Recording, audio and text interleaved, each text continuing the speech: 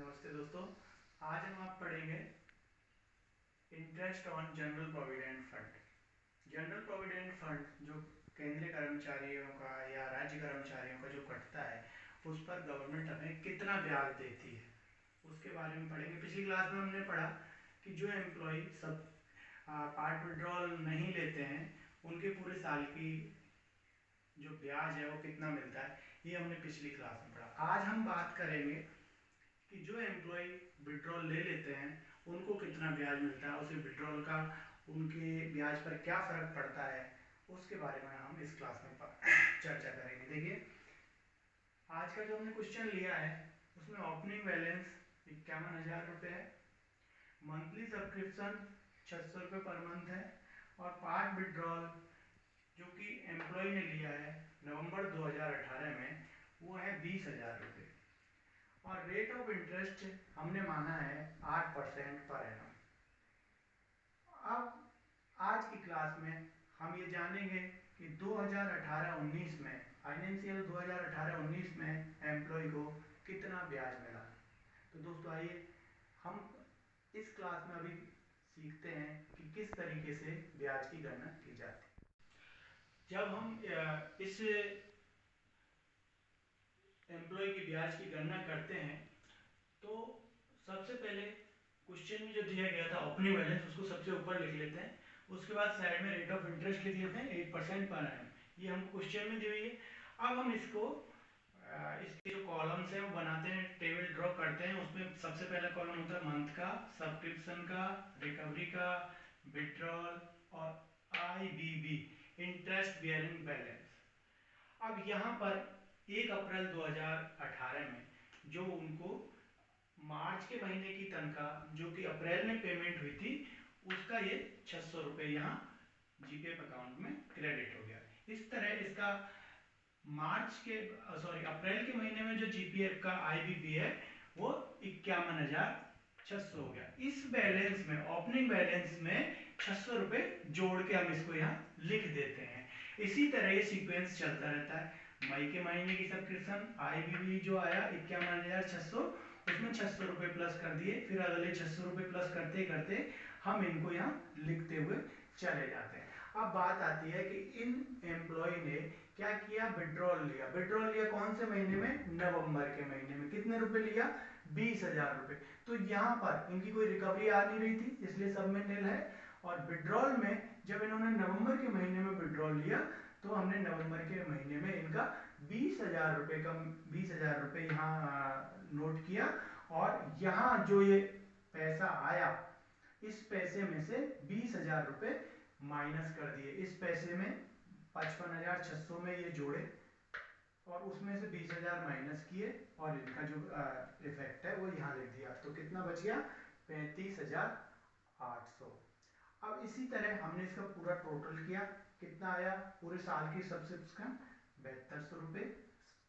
During the year जो इनका withdrawal था 20,000 रुपये, और इस आईबीबी वाले कॉलम का पूरे का टोटल किया तो हमारा आईबीबी ड्यूरिंग द ईयर आ रहा है 5,58,800। हमने उनका टोटल किया और हमने ड्यूरिंग द ईयर कितनी हमारी सब्सक्रिप्शन आई, कितना रिकवरी हुआ, कितना विड्रॉल हुआ और आईबीबी का टोटल क्या आया वो निकाला। अब इसके बाद में वो सारी एक्सरसाइज करने के बाद में इंटरेस्ट कितना आता है वो निकालते हैं। देखिए, इंटरेस्ट के लिए जो यहाँ पर फॉर्मूला है वो इंटरेस्ट के लिए IBB multiply rate of interest multiply 1/12। ठीक है, ये एक फॉर्मूला है। इस फॉर्मूले में ही हम अपनी जो रेट ऑफ इंटरेस्ट है उसको और आईबीबी को प्लेस करते हैं। तो आईबीबी मल्टीप्लाई रेट, यहाँ जो परसेंटेज था उसका ये नीचे हमने 100 ले लिया, और ये 1/12 था तो 12 है वो हमने नीचे ले लिया। ठीक है, तो हमारा आईबीबी का टोटल कितना आया था, 5,58,800 मल्टीप्लाई बाई 8 डिवाइडेड बाई 1200। और इसको जब हमने सॉल्व किया तो इसमें ब्याज आया 3,725.33 पैसे। तो इसमें यहाँ वही 50 पैसे वाला, अगर 49 पैसे है तो एक वापस आते हैं, और अगर 51 पैसे है तो पूरा 1 रुपये लेते हैं। तो यहाँ पर वही नियरेस्ट रुपीज में हमारा क्या आ रहा है 3725। तो इन एम्प्लॉय को 3725 ब्याज मिला ड्यूरिंग द फाइनेंशियल ईयर। कौन सा फाइनेंशियल ईयर 2018-19। अब देखो इसका क्लोजिंग स्टेटमेंट बनाएंगे। क्लोजिंग स्टेटमेंट कैसे बनाते हैं वो अभी मैं बताता हूँ, ठीक है। इंटरेस्ट फाइंड आउट कर लिया। इंटरेस्ट आया था हमारा ड्यूरिंग द फाइनेंशियल 18-19 से 3725 रुपये। अब इस इंटरेस्ट फाइंड आउट करने के बाद में क्वेश्चन का जो आंसर अभी खत्म नहीं हुआ है, हमें एनुअल स्टेटमेंट तैयार करना है। Annual statement for the financial 2018-19 बना के दिखाना है किस तरह बनेगा। तो सबसे पहले हम ओपनिंग बैलेंस लिखेंगे जो कि टेस्ट में दिया हुआ था 51,000 रुपये, और ड्यूरिंग द सब्सक्रिप्शन डिपॉजिट वो कितना आया 7200 रुपये। और अगला स्टेप जो है recovery refund during the year 2018-19 वो नील था। और इंटरेस्ट जो था वो हम यहाँ प्लस करेंगे। इंटरेस्ट फॉर द ईयर कितना था 3725 रुपये। इस तीनों इन चारों आइटम्स का हम यहाँ टोटल लगाएंगे 61,925 रुपये आया। अब इसमें से जो विड्रॉल है वो लेस करेंगे। विड्रॉल ड्यूरिंग द ईयर 2018-19 20,000 रुपये। तो क्लोजिंग बैलेंस हमारा आया 31 मार्च 2019 को 41,925 रुपये।